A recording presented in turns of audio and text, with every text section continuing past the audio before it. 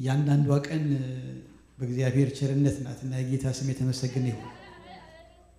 ነገን በእኛ እጅ አይደለችም በእግዚአብሔር እጅ ነው እና ጌታ ይረዳኛል።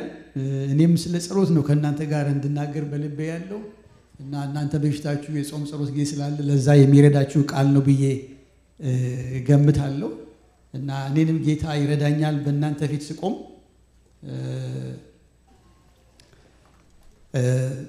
የማነበው ቃል ያለው ሮሜ 15 ነው።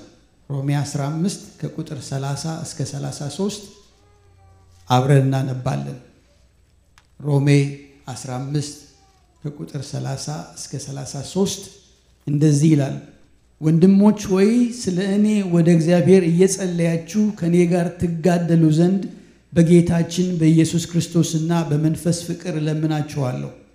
በእግዚአብሔር ፈቃድ በደስታ ወደ እናንተ መጥቼ ከእናንተ ጋር እንዳርፍ በይሁዳ ካሉት ከማይታዘዙ እድን ዘንድ ለኢየሩሳሌምም ያለኝ አገልግሎቴን ቅዱሳን ደስ የሚያሰኝ ይሆን ዘንድ ጸልዩ። የሰላምም አምላክ ከሁላችሁ ጋር ይሁን፣ አሜን። ያግዘኛል። የጌታ ስም የተመሰገነ ይሁን። ጸሎት የማይጸልይ ሰው ወይም ጸሎት የማትጸልይ ቤተክርስቲያን ዶክተር ዴቪድ ጀረማያ የሚባል የጠውቅ አስተማሪ አለ እና አንድ ጊዜ ምን አለ፣ እንደዚህ አይነት ሰው አለ አሁን አንድ ከተማ ውስጥ ጀነሬተር ቢኖር ፓወር የሚያመነጭ ፕላንት ቢኖር ከዛ ጋር ኮኔክትድ ያልሆነ ቤት ነው አለ። ሌላው ቤት ሁሉ ከዛ ፓወር እየተቀበለ ብዙ ስራ እየሰራ የሚኖር ሲሆን ግን በጸሎት የማይጸልይ ሰው ወይም የእግዚአብሔርን ፊት የማያይ ሰው ወይም ቤተክርስቲያን ልክ እንደዛ ሰው ከፓወሩ ጋር ኮኔክትድ እንዳልሆነ ሰው ነው ይላል። እና ጸሎት ለክርስቲያን ሪሊ የምንተነፍሰው ትንፋሳችን ነው። ለቤተ ክርስቲያን የህይወት ዋና ነገር ነው። አለ ጸሎት ክርስትናን መኖር አይቻልም። አለ ጸሎት ቤተ ክርስቲያን ሪሊ መኖር አትችልም። ጸሎት ትልቅ ስፍራ አለው በእኛ ህይወት ውስጥ። እግዚአብሔር ይርዳን። የጸሎት ገደብ የለውም። የጸሎት ጥግ የለውም። የጸሎት መጨረሻ የለውም። ጌታ እስከ መጨረሻው ሰዓት እስከሚሞትበት ሰዓት እየጮኸ ነው የሄደው። መጨረሻም ሲሄድ ጮሆ ነው ነፍሱን የሰጠው። የመጨረሻውን እስትንፋስ እስክስተነፍስ ድረስ የምንለማመደው ህይወት ነው። ጌታ ስሙ ይባረክ። አንድ የሰጠም ትልቅ ህይወት ቢሆን የጸሎት ህይወት ነው። የእግዚአብሔርን ክብር የምናይበት ነው። የማይጸልይ ሰው የማትጸልይ ቤተክርስቲያን የእግዚአብሔርን ክብር አታይ። የእግዚአብሔር ክብር አንዱ የሚገለጠው በጸሎት ውስጥ ነው። የሚጸልይ ሰው የሚጸልይ ቤተክርስቲያን የሚጸልይ ህብረት የእግዚአብሔርን ክብር በሌላ ቦታ የማይገለጠውን በማንም ስፍራ የማናየውን የእግዚአብሔርን ህልውና ክብር አንዱ የምናይበት የምንጸልይበት ህይወት ነው። እግዚአብሔር ስሙ ይባረክ። እኔ ስጸልይ የተለማመድኩትን የእግዚአብሔር ክብርን ያውቃሉ፣ እናንተም ታውቃላችሁ። እንደ ቤተክርስቲያን እንደዚሁ ስፔሻል የሆነ ማኒፌስቴሽን አለው እግዚአብሔር በጸሎት ውስጥ። በጸሎት ህይወት ውስጥ የሚገለጥ የእግዚአብሔር ህልውና አለ፣ የእግዚአብሔር ክብር አለ። እግዚአብሔር ስሙ ይባረክ። በህይወታችን ውስጥ በአገልግሎታችን ውስጥ በቀጥታ እግዚአብሔርን ማሳተፍ የምንችልበት አንዱ ትልቅ አክሰስ ጸሎት ነው። እግዚአብሔርን ና ግባ ብለን የምናስገባው ያንን የሚያክል ግዙፍ እግዚአብሔርን ና ብለን ጣልቃ ግባ ብለን የምናስገባው አንዱ ትልቁ ነገር ጸሎት ነው። ኤልያስ እሱን ነው ያደረገው። መስዋዕቱን ከማቅረቡ በፊት እግዚአብሔርን ጣልቃ እንዲገባ ጸለየ። ስምህ እስራኤል ተብሎ ይጠራል እንደተባለ ብሎ ቃል ኪዳኑን አስቦ በ12ቱ ነገድ አቀረበን። እግዚአብሔር ጣልቃ ገባ። ኤልያስም አይቶት የማያውቀውን የእግዚአብሔርን ክብር አየ። እሳት ከሰማይ ወርዶ ውሃን ሲበላ አየ። የእግዚአብሔርን አንዱ ክብር የምናይበት ስፔሻል ማኒፌስቴሽኑን የምናይበት የጸሎት ህይወት ነው። የማይጸልይ ሰው የማትጸልይ ቤተክርስቲያን እሱን አታገኝም። የእሱን መገኘት በአገልግሎታችን ውስጥ አብሮነቱን የምንለማመደው ስንጸልይ ነው። የሐዋርያት ሥራ ምዕራፍ 4 ላይ እንዳትናገሩ ብለው ከገረፏቸው በኋላ ተሰብስበው ሲጸልዩ ይላል። ከጸለዩም በኋላ ተሰብስበው የነበሩበትን ስፍራ ተናወጠ ይላል። እግዚአብሔር ስሙ ይባረክ። በሁሉም መንፈስ ቅዱስ ሞላባቸው የእግዚአብሔርም ቃል በግልጥ ተናገሩ ይላል። በአገልግሎታችን ህይወት ውስጥ በመንኖርበት ህይወት ውስጥ ጉልበት አቅም የምናገኝበት አንዱ የእግዚአብሔር ማንነት በእኛ መጥቶ ብርታት ጉልበት የሚሰጠን አንዱ ህይወታችን የጸሎት ህይወት ነው። እግዚአብሔር ይርዳን። መለኮታዊ ውጊያ የምንዋጋበት ነው ጸሎት። የማይጸልይ ሰው የድል ህይወት የለውም። የማይጸልይ ሰው መለኮታዊ ውጊያ የማይለማመድ ሰው ነው። ጌታ ምን አለ በማቴዎስ 26:53 ላይ ወይስ አባቴን እንድለምን እርሱም አሁን ከ12 ጭፍሮች የሚበዙ መላእክት እንዲሰድልኝ የማይቻል ይመስልሃልን አለው። ስንጸልይ በጦርነት ውስጥ ድል የምናገኝበት አንዱ ህይወት እሱ ነው። ጌታ ስሙ ይባረክ። ለዳንኤል ላንተ መጥቻለሁ አለው። አንተ ስትጸልይ አንተ ስትናገር ላንተ ተልኬ መጥቻለሁ አለው። ኢያሱ ገና በኢያሪኮ ፊት ሲቆም መልአኩ መጣና እኔ የሰራዊት ጌታ የሰራዊት አለቃ ነኝ አለ። ለኢያሱ ተልኮ የመጣ በዛ በጦርነቱ ላይ ኃይል ድል ሊሰጠው ራሱ ክርስቶስ ባጠገቡ የቆመ ኢያሱ እንደዚሁ በጦርነት ውስጥ ድል የምናገኝበት ህይወት ነው ጸሎት። ጸሎት ከመንፈስ ቅዱስ ድምጽ የምንሰማበት ነው። እግዚአብሔር የሚናገረን አንዱ በጸሎት ስፍራ ነው። የጌታ ስም የተመሰገነ ይሁን። ራእይ የምንቀበለው አቅጣጫ የምንቀበለው እንደ ቤተሰብ እንደ ቤተ ክርስቲያን አጣብቂኝ መንገድ ላይ ህይወት ውስጥ ስንገባ መስቀለኛ መንገድ ላይ ስንቆም ድምጽን የምንሰማው በጸሎት ህይወት ነው። እግዚአብሔር ለሚፈልጉት ይገለጣል። እግዚአብሔር ድምጽን ለሚሹ ድምጹን ያሰማል። እንደ ቤተ ክርስቲያን እንደ ግል ሰው እንደ ግል ህይወት ያንን የምንሰማው በጸሎት ህይወት ነው። ሮሜ 13:1-3 ላይ እነዚህም ሲያመልኩና ሲጦሙ መንፈስ ቅዱስ በርናባስና ሳውልን ለጠራዋቸው ሥራ ለዩልኝ። በዚያን ጊዜ ከጦሙና ከጸለዩ በኋላ እጃቸውን ከጫኑ በኋላ አሰናበቷቸው ይላል። እንደ ቤተ ክርስቲያን ከጾሙ ከጸለዩ በኋላ የእግዚአብሔር ድምጽ መጣ። እግዚአብሔር ስሙ ይባረክ። ስለዚህ ይሄ በጥቂቱ ነው። ጸሎትን ኢንቮልቭ የማናደርግበት ህይወት የለም። ስለ ሁሉም ልንጸልይ ይገባል። ጳውሎስ እሱን የሚያክል ትልቅ ጃይንት አገልጋይ የጸሎት ትርጉም የገባው ሰው ይመስለኛል። እሱም ይጸልይላቸዋል፣ እሱም ደግሞ ጸልዩልኝ ይላል።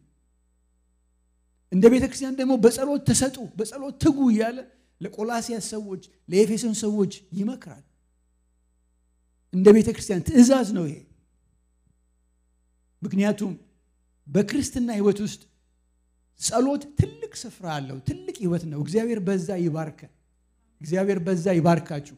ቶሎ ሮጦ ወደ ጸሎት የሚሄድ ሰው ወደ ጸሎት የምትሄድ ቤተክርስቲያን ያድርጋችሁ። በመድር ላይ ብዙ መከራ ችግር ገጠመኞች ይኖራሉ። እንደ ቤተክርስቲያን እንደ ግል ሰው ግን ቶሎ ሄዶ የሚያንኳኳ ቶሎ ሄዶ የሚጸልይ የእግዚአብሔርን ፊት የሚያይ የሚማጠን ሰው እግዚአብሔር ያድርጋችሁ። ዛሬ ካየነው ቃል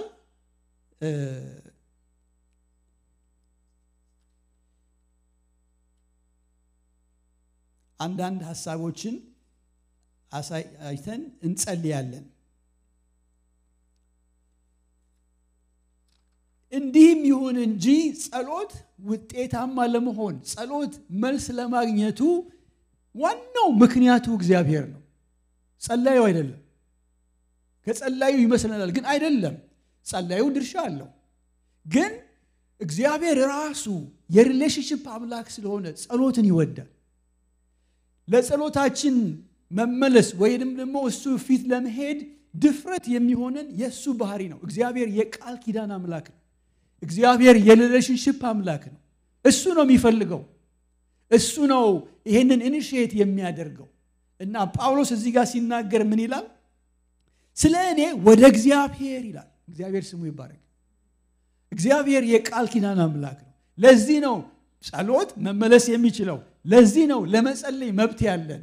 ለዚህ ነው ጸሎት ትልቅ ጉልበት ያለው ህይወት የሆነው። እግዚአብሔር ራሱ ይሄንን ህብረት ስለሚፈልገው የቃል ኪዳን አምላክ ስለሆነ ዘፍጥረት 12 ላይ ከአብርሃም ጋር ቃል ኪዳን ገባ። ባንተ አሕዛብ ሁሉ ይባረካሉ፣ ካንተ ጋር የምገባው ቃል ኪዳን ብሎ እግዚአብሔር ከአብርሃም ጋር ለሰው ልጆች ሁሉ የሚሆን ቃል ኪዳን ገባ። ከዛ ደግሞ ከልጅ ልጁ ከያዕቆብ ጋር ዘፍጥረት 32 ላይ ስሙን ቀይሮ እስራኤል ትባላለህ። ከዛ የእስራኤል አምላክ ተብሎ አይሁዳዊ ሁሉ የሚመካበት ቃል ኪዳን ስለሰጣቸው እግዚአብሔር በዛ ሐረግ ውስጥ መተው መጸለይ ይችሉ ነበር። ለኔና ለናንተ ደግሞ ጌታ ስሙ ይባረክ። ይሄ ስለናንተ የሚፈሰው የአዲስ ኪዳን በደሜ የሚሆን አዲስ ኪዳን ነው አለ። ጌታ ስሙ ይባረክ። አዲስ ኪዳን ያለን ሰዎች ነን። የምንጸልየው ካሱ ባህሪ የተነሳ ነው። እሱ ይሄንን ኪዳን ስለሰጠን እድል ስለሰጠን ነው የምንጸልየው። እግዚአብሔር ስሙ ይባረክ። ኤፌሶን 2:18 ላይ በእርሱ ሥራ በልጁ በክርስቶስ ኢየሱስ በመስቀል ላይ በተሰራው ሥራ አሕዛብና አይሁድ አብ ፊት የመቅረብ እድል ፈንታ አለን። እግዚአብሔር ስሙ ይባረክ። የቃል ኪዳን ህዝቦች ነን። ዕብራውያን 6 ላይ ለተሻለ ኪዳን ዋስ ሆነ ይላል ክርስቶስ። ለተሻለ ኪዳን for a better covenant በማይሻር በልጁ ደም ለዘላለም ጸንቶ በሚኖር የሱም ክህነት ለዘላለም ነው። አለቅነቱ የሱ የዘላለም ነው። ሊቀ ካህን እስካለን ጊዜ ድረስ ቃል ኪዳን አለን። ጌታ ስሙ ይባረክ። ለመጸለይ ድፍረቱ የሚሆነን ለመጸለይ ብርታት የሚሆነን ጸሎቱ እንዲሰማ አቅም አለው ብለን እንድናምን የሚያደርገን እሱ ከሱ ባህሪ የተነሳ ነው። ለዚህ ነው ወደ እግዚአብሔር ይላል፣ ወደ ቃል ኪዳን አምላክ ወደዛ ስለኔ ጸልዩ ይላል። እግዚአብሔር ስሙ ይባረክ። የሚጸልይ የዘላለም ህይወት ያለው ሰው ብቻ ነው። የሞተ ሰው አይጸልይም። የሞተ ሰው ይጸልያል? የሞተ ሰው ድምጽ አለው? የለው። በመንፈስ የሞተ ሰው አይጸልይም፣ አይሰማም ቢጸልይም። እኔና እናንተ ሕያው ነን። ጌታ ስሙ ይባረክ። አንደኛ ዮሐንስ ምዕራፍ 5 ላይ የተያያዘ ቃል አለ። እሱን ሄጄ አነበዋለሁ። አንደኛ ዮሐንስ ምዕራፍ 5 እንደዚህ ይላል፣ ልጁ ያለው ህይወት አለው፣ የእግዚአብሔር ልጅ የሌለው ህይወት የለው ይልና የዘላለም ህይወት እንዳላችሁ ታውቁ ዘንድ በእግዚአብሔር ልጅ ስም ስለምታምኑ ይህን ጽፌላችኋለሁ ይላል። የዘላለም ህይወት አላችሁ ይላችኋል። ጌታ ስሙ ይባረክ። ይሄ የዘላለም ህይወት ስላላችሁ ይላቸውና በእርሱ ዘንድ ያለን ድፍረት ይሄ ነው ይላል። እግዚአብሔር ስሙ ይባረክ። የዘላለም ህይወት ስላለን በእርሱ ዘንድ ያለን ድፍረት የመጸለይ ድፍረት ነው። አንዱ ያለን ድፍረት እሱ ነው። ጌታ ስሙ ይባረክ። ህይወት ያለው ይጸልያል። ምንም ያለን ድፍረት ይሄ ነው። እንደ ፈቃዱ አንዳች ብለምን ይሰማናል። he will listen to us። እግዚአብሔር ስሙ ይባረክ። እግዚአብሔር ይሰማል። ህይወት ያለው ሰው ሲጸልይ ፓስተሩ አይደለም፣ ወንጌላዊ ብቻ አይደለም፣ ህይወት ያለው በክርስቶስ ኢየሱስ የሚተነፍስ ማንኛውም ህይወት እግዚአብሔር የሰጠው ሲጸልይ ይሰማል።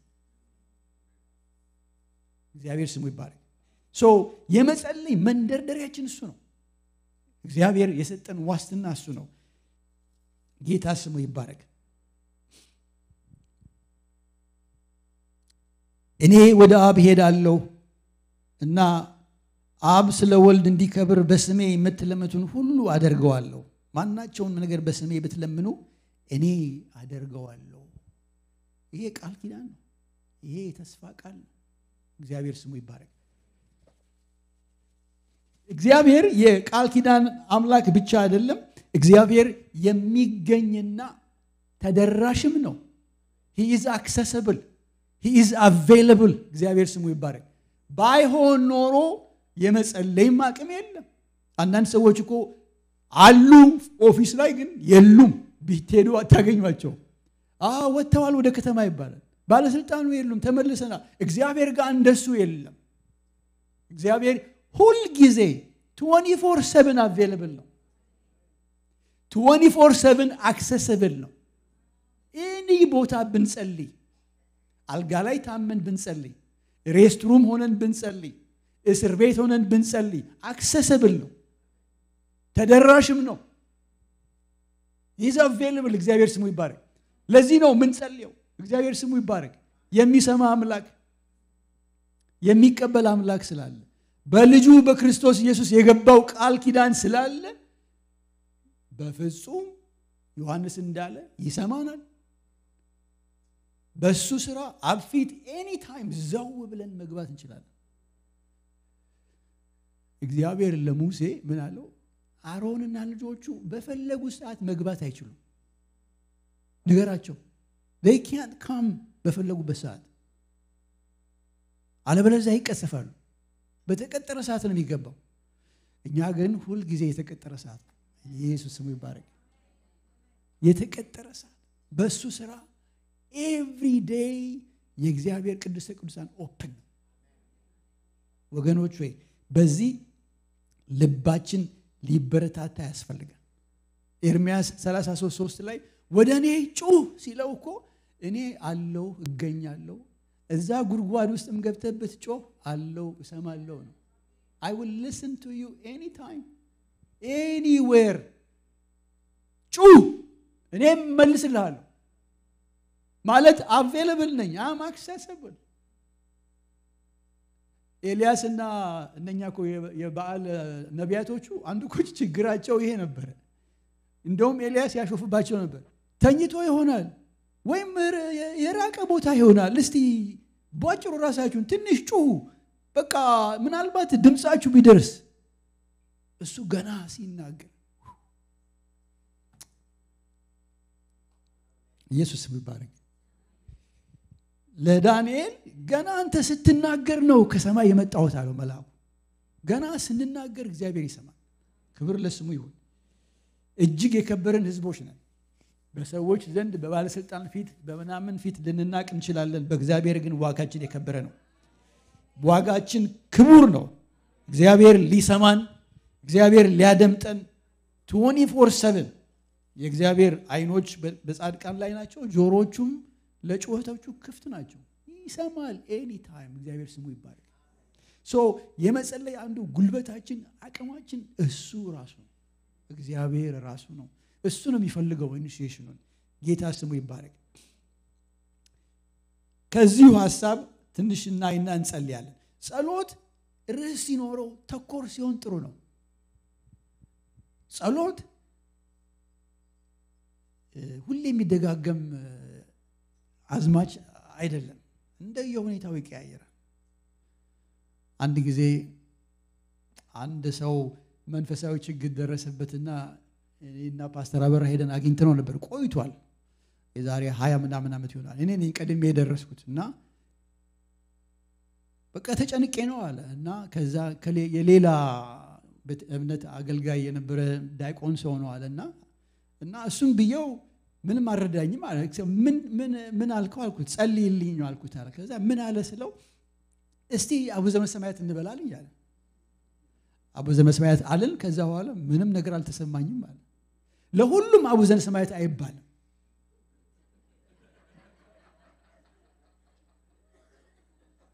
ጳውሎስ አሁን ስለኔ ጸልዩልኝ ብሎ ስለ ጳውሎስ አቡነ ዘበሰማያት አንልም። እንደዛ አይነት ጸሎት የለም። አቡነ ዘበሰማያት ልንል እንችላለን፣ ግን nothing will happen። እሱን እንደ ሞዴል ነገረን እንጂ እግዚአብሔር የሪሌሽንሺፕ አምላክ ነው። ዛሬ የሚሰማንን ነው መስማት ይፈልገው። ዛሬ የምንለውን ነው መስማት የሚፈልገው። ጸሎት ርዕስ ሲኖረው ጥሩ ነው። እንደ ሐና ወንድ ልጅ ብትሰጠኝ። እግዚአብሔር ስሙ ይባረክ።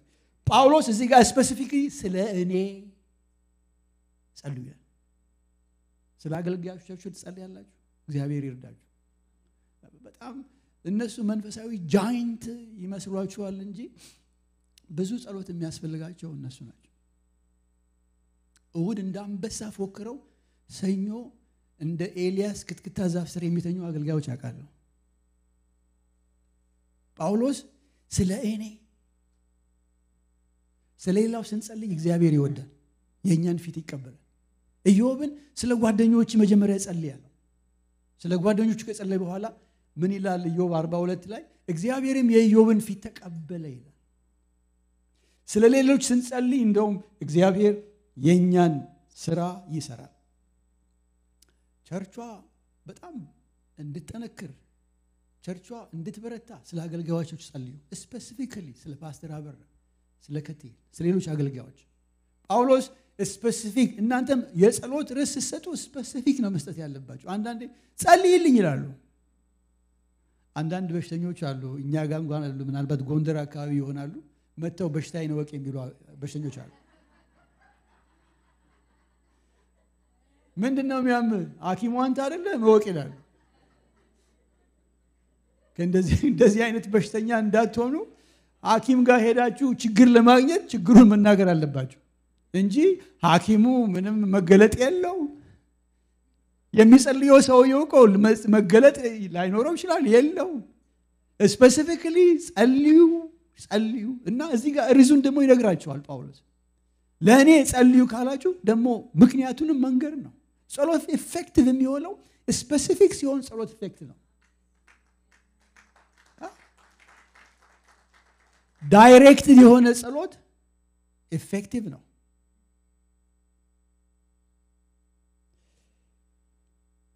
አንዱም ይለምናቸው ወደ ኢየሩሳሌም ነው የሚሄደው። አሁን ታሪኩን ለመናገር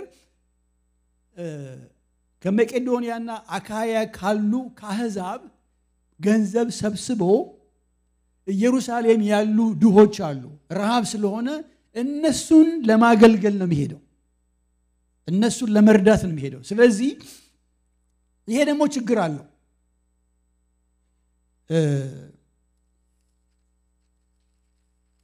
ከ25 እስከ 26 ምን ይላል እዛው ምዕራፍ 15 ላይ? አሁን ግን ቅዱሳንን ለማገልገል ወደ ኢየሩሳሌም ይሄዳለሁ። መቄዶንያንና አካያ በኢየሩሳሌም ቅዱሳንን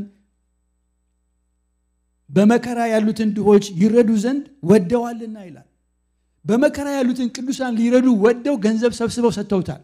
አንዱ ያለው ችግሩ ምንድነው? እነኚህ ኢየሩሳሌም ፈሪሳውያኑ ያሉበት ከተማ ነው። እሱ ብቻ አይደለም፣ እስከ ሞት ድረስ ይፈልጉታል። የረከሰ ሰው አሕዛብ ሰው ቤተ መቅደስ ውስጥ አስገብቷል ብለው ስለሚያስቡ የነሱን አምላክ ወስዶ ለአሕዛብ ስለሰጠባቸው አሕዛብ ምንም አይሁድ መሆን አያስፈልጋቸውም፣ በጸጋ በእምነት መዳን ይችላሉ ብሎ ይሄንን የሚጠሉ ሰዎች አሉ። ከነሱ እጅ እንድድን ጸልዩልኝ ይላል። ወደ ፈተና እንዳትገቡ አስቀድማችሁ ጸልዩ። ጌታ ይርዳል። አሜን። ጌታ አንዱ ያዘዘን ወደ ፈተና እንዳትገቡ ተክታችሁ ጸልዩ። ጳውሎስ ፈተና እንዳያገኘው መከራ እንዳያገኘው ከነኚህ ሰዎች እንድድን ጸልዩልኝ ይላል። እግዚአብሔር ስሙ ይባረክ። ምንም መንፈሳዊ ጃይንት ብንሆን መከራና ችግር እንደሌላው ሰው ያገኘናል። እንደ ማንኛውም ሰው ሃምብል ሆነን ጸሎትን እንድናከብረው እግዚአብሔር ይርዳል። ጳውሎስ እስከ 3ኛ ሰማይ ተገልጦ ሄዶ ሰው የማይነገረውን ቋንቋ የሰማ ሰው ግን ሰው እንደሆነ ያውቃል። የቅዱሳን ህብረት ትልቅ ኃይል እንዳለው ያውቃል። ጸሎት ትልቅ ስፍራ እንዳለው ያውቃል። ራሱን ሃምብል አድርጎ ለነኚህ መስክሮ ላዳናቸው ሰዎች ጸልዩልኝ ይላቸዋል። ለሮሜ ሰዎች እንደዚህ አይነት አክብሮት ለጸሎት እንዲኖረን እግዚአብሔር ይርዳል። ምንም ቢሆን እግዚአብሔር ይሄን ህብረት ያከብረዋል። ይሄን የቅዱሳን ህብረት እግዚአብሔር ኦነር ያደርገዋል። እግዚአብሔር የሚጸልዩላችሁ ሰዎች ያስነሳላችሁ። እኔ ጸልይላለሁ ሲሉኝ እንዴት ነው ደስ የሚለኝ! በጣም የእግዚአብሔር መንፈስ ነው ሰውን በሰው ውስጥ ሆኖ የሚያስበው። ወደ ፈተና እንዳትገቡ አትግታችሁ ጸልዩ። እግዚአብሔር በዛ ይርዳል። ሌላው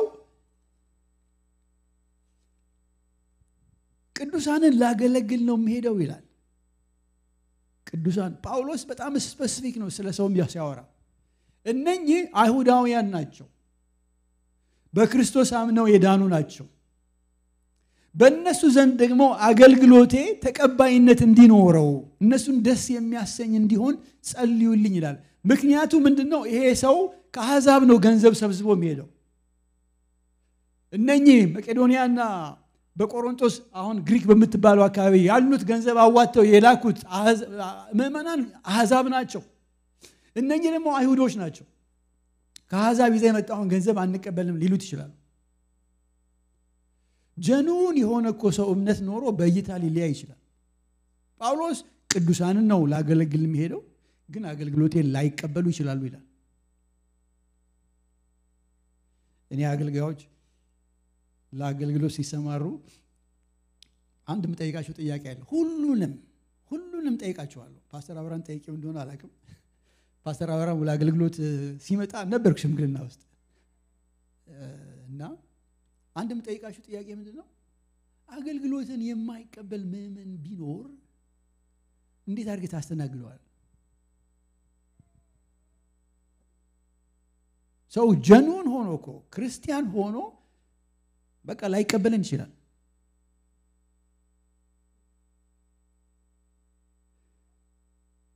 ይሄ በህብረት ውስጥ ያለ ነው። እርስ በርስ ላንቀባበል እንችላለን። ጳውሎስ እነሱ እንዲቀበሉልኝ ጸልዩልኝ ይላል። ይገርማችኋል። ጸሎት ለዩኒቲ የሚያስፈልግ ትልቅ አቅም ነው። አገልግሎት የማይቀበል ሰው ካለ መጸለይ ነው። መታበይ እንዴት አይቀበለኝም ሰሚት እንዴት አያረግም ምናምን አይባልም። በቃ መጸለይ ነው። እግዚአብሔር ሆይ የዚህ ሰው ልብ ለኔ ለአገልግሎት የተከፈተ እንዲሆን ጸልይልኝ። በህብረት ውስጥ አንድነት እንዲኖር መጸለይ ነው። እነኚህ አይሁዶች በክርስቶስ ነው የሚያምኑት፣ ግን መረዳታቸው ያላቸው መደራት ከጳውሎስ ይለያል። አሁን እኛ መጽሐፍ ቅዱስ ስለያዘን ልንፈርድባቸው እንችላለን። ገና እኮ ይሄ ገና ክርስትና በጨቅላ ጊዜ በነበረበት ጊዜ ነው። እሱ ጳውሎስ ነው ያላቸው አንድ መረዳትና የብሉይ ኪዳን ህግ ነው። ስለዚህ እነሱ ብሉይ ኪዳኑን ከወንጌል ጋር አያይዘው አሕዛብ መገረዝ አለባቸው፣ የሙሴን ህግ መጠበቅ አለባቸው፣ እስቲል እርኩሶች ናቸው ብለው ስለሚያስቡ እንደዛ ያልሆኑ ገንዘቡን ላይቀበሉት ይችላሉ። ይሄን ስለሚፈራ ጸልዩልኝ። አንዳንድ ጊዜ እኮ አብረን እያገለገለን አንድ ቀን ጠዋት ሲነሱ ከቴና ፓስተር አበራ እይታቸው ሊለያይ ይችላል። በቃ እኔ እንደሱ አላየውም ሊል ይችላል። እንዴት አላየውም አይባል። ሁለተኛ ነገሥት ምዕራፍ 6 ከቁጥር 8 እስከ 19 አንድ ታሪክ አለ ሁላችን የምናውቀው። ኤልሳና ሎሌው በሰላም አብረው ሲኖሩ አንድ ቀን ጠዋት ሲነሱ ሁለቱ የተለያየ ነገር አዩ።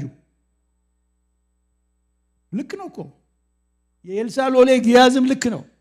ጠዋት ሲነሳ እሱ ያየው ተራራውን የከበበው የሶሪያ ሰራዊት ነው። ያ የሶሪያ ጦር አለቃ ስትራቴጂ ያውቃል። ያለበትን ቦታ ጠየቀ። በዶይታን ነው አሉት። ስለዚህ የሸለቆ ቦታ ነው፣ ተራራውን ከበበው። ሄጄ እንዲይዘው አለ።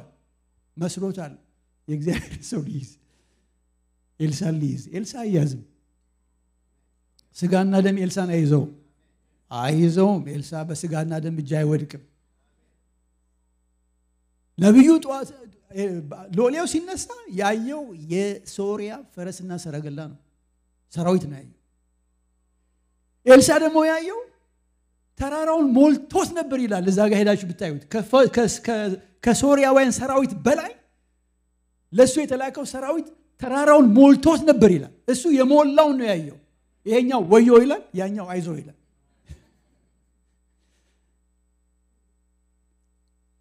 ብዙ ዓመት አገልግያለሁ በሽምግልና ውስጥ። ይሄ እንዴት ኮመን እንደሆነ ልነግራችሁ አልችልም። አንደኛው ወዮ ይላል፣ አንደኛው አይዞ ይላል። እና ወዮና አይዞ መካከል ብዙ ድርድር እንገባለን። መጸለይ ነው። ኤልሳ ጸለይ። ምን አጨቃጨቀው እሱ ከሎሌው ጋር? አንተ እንዴት አይንህ አያይም? እውር ነህ እንዴ? አትመለከትም? እግዚአብሔር ካልገለጠለት አያይም። እግዚአብሔር ሆይ አይኑን ክፈት አለ። እግዚአብሔር በአንድ እይታ ይባርካችሁ። አንድ እይታን የመሰለ ነገር የለም። ይገርማችኋል። በህብረት ውስጥ ለመኖር አብሮ ለማገልገል አገልጋይን ተቀብሎ እንደምእመን ለመኖር እይታን የመሰለ ነገር የለም። በአንድ እይታ እግዚአብሔር ይባርካችሁ።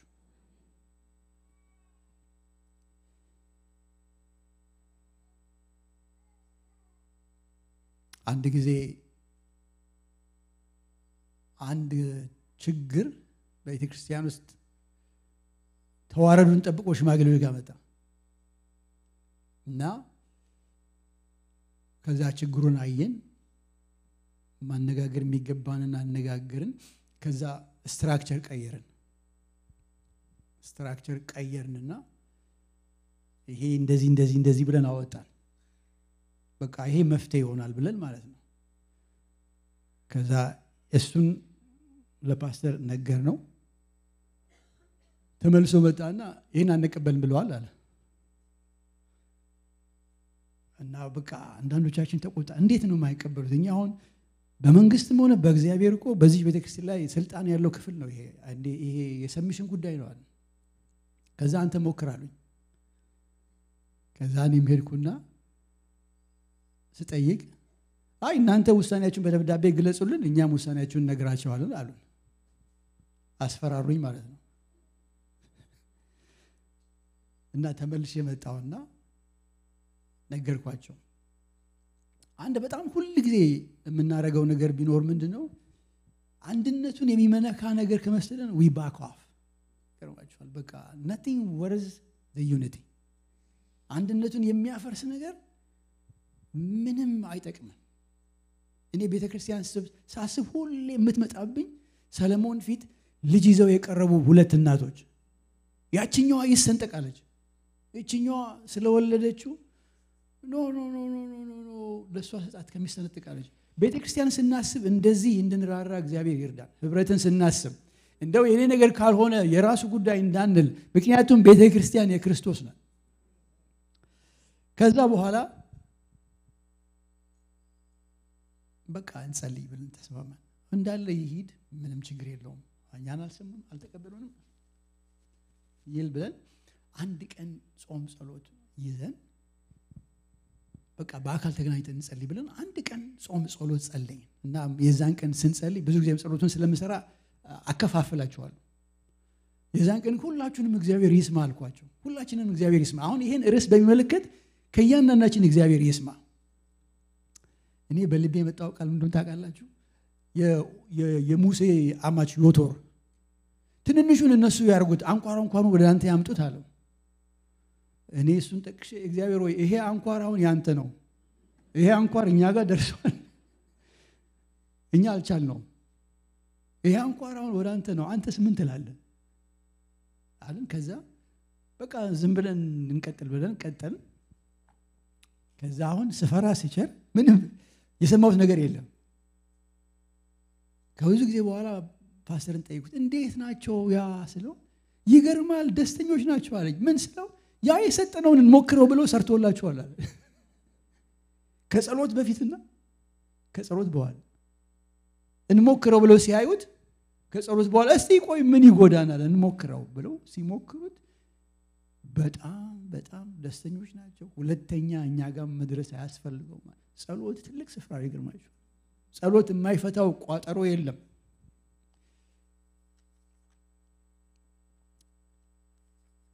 ጸሎት ፓሽን ያስፈልገዋል። እንዲሁ ዝም ብለን እዚህ ጋር ምን ይላል ጳውሎስ? ከእኔ ጋር ትጋደሉ ዘንድ ይላል።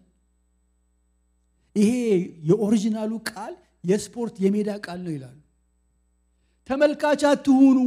በዛ ጊዜ ያለ ስፖርት ብዙ ሬስሊንግ የፊዚካል ግጥሚያ ነው። እንዲህ ኳስ ጨዋታ ምናምን ሳይሆን ገብተው መታገል ነው። ተመልካች አትሁኑ፣ ከኔ ጋር አብራችሁ እዛ ውስጥ ታገዱ። ጸሎት ፓሽን ያስፈልገዋል። አለ ፓሽን ጸሎት አይመለስም። ዝም ብለን እግዚአብሔር ሆይ ፓስተር አበራን አስበው እባክህ እርዳው አይነት ነገር አይደለም። በፍጹም የፓስተር አበራ ፔን ሊሰማን ይገባል።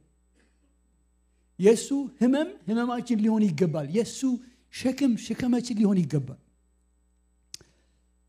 አንድ ጊዜ ወደዚህ ህንጻ ወደ አዲሱ ህንጻ ከመግባታችን በፊት በቃ እኛ ብቻ ሳይሆን ህዝቡም ፓሽኔት እንዲሆን ከህዝቡ ጋር አብረን እንጸልይ በሚል ተስማማን እና ገና ምንም የለንም እኮ ገንዘቡም የለንም በቃ ይሄን ግን ቦታ አስበናል ከዛ አንዱን ወንድም እሑድ ጧት አንተ ትጸልያለህ አልኩት በቃ እዚህ ቤት መግባት ነው የምናስበው ህዝቡን በዚህ በጸሎት ታነሳሳለህ አልኩት ከዛ ወጣ እሺ ያለኝና ወጣና ከዛ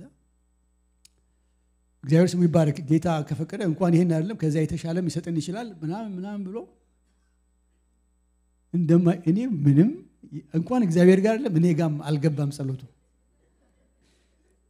እኔ ራሴ በጸልይ ይሻላል ይሄን ሸምጻለሁ ራሴ በጸለይኩ በየስክል ድረስ ወርዶ እንደማይሆን ሆኖ ጸልዮ ወረደ ከዛ ከስንተኛው ጊዜ በኋላ መጥቶ እዚህ ቤት እንዳትገቡ ባንገባ ይሻላል አለኝ ለካ ለቦ አልፈለገውም ገባችኋል አሮጌ ቤት ነው ስላሰበ እና ትልቅ ትምህርት ተማርኩ ይገርማችኋል ሸክም ለሌለው ሰው ጸሎት ጸልይልኝ ብትሉ አይጸልይላችሁ ጳውሎስ ተመልካች አትሁኑ ከኔ ጋር ፓሽኔት ሆናችሁ ለመጸለይ ፓሽን ያስፈልጋል ነህምያ ያቃጥለው ነበር ቅጥሩ መፍረሱ ህዝቡ እንደዛ መጎሳቆሉ ያቃጥለው ነበር በዛ ፓሽን ነው እግዚአብሔር ፊት የቀረበው እና ስለ ጌታ ምን ይላል ሉቃስ 22:44 ላይ በፍርሃትም ሲጣጣር አጽንቶ ይጸልይ ነበር ወዙም በመድር ላይ እንደሚወርድ እንደ ደም ነጠብጣብ ነበር ይላል አጽንቶ በጣም ፓሽኔት ሆኖ ከመጸለዩ የተነሳ እኔና እናንተን አስቦ የኔና እናንተን ሲኦል መውረድ አስቦ ለሱ የሚከፍለውን ዋጋ አስቦ የሚያገኘውን ስቃይ አስቦ ሊትራሊ ላቡ ደም ነበር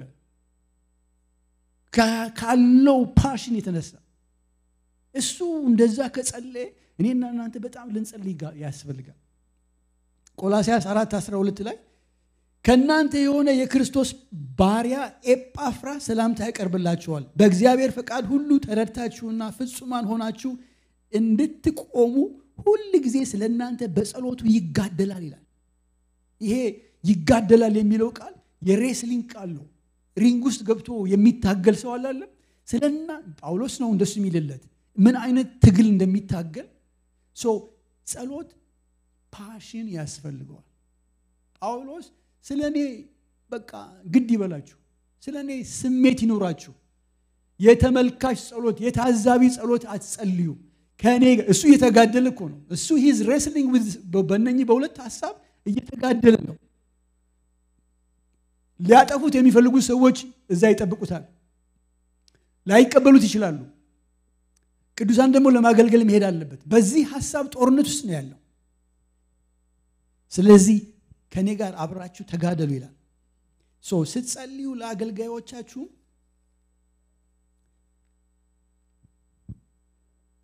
ለማንም ፓሽን ይኖረን እግዚአብሔር ያንን ሸክም ይስጠን እግዚአብሔር ያንን ሸክም ይስጠን በእውነቴ ነው የምላችሁ አለዛ ጸሎት ዝም ብሎ ስድ ንባብ ነው የሚሆነው የሌላው ፔን የሌላው ነገር ካልተሰማን ደግሞ ሰዎች ያቃሉ ተሰምቶ የጸለየላቸውን ሰውና ተሰምቶ ያልጸለየላቸውን ሰዎች ያቃሉ ምክንያቱም ይነካቸዋል ወደነሱ ኃይል ይደርሳል ወደነሱ ኃይል ይመጣል ፊል ያደርጉታል እኮ እናንተ በምትጸልዩት ጸሎት ፊል ያደርጋል ፊልሞና ላይ በጸሎታችሁ ምክንያት እኔ ልፈታ እችላለሁ ብሎ ይነግራቸዋል he feels it ፊል ያደርገዋል እኮ የጸለዩለት እንደሆነ ያውቃል የምንጸልይላቸው ሰዎች እውነት ፓሽኔት ሆነን ከሆነ ምንጸልየውና እነሱ ፊል ያደርጉታል the power of God manifested ይሆናል ያገኛቸዋል ያልፋል ስንጸልይ እኮ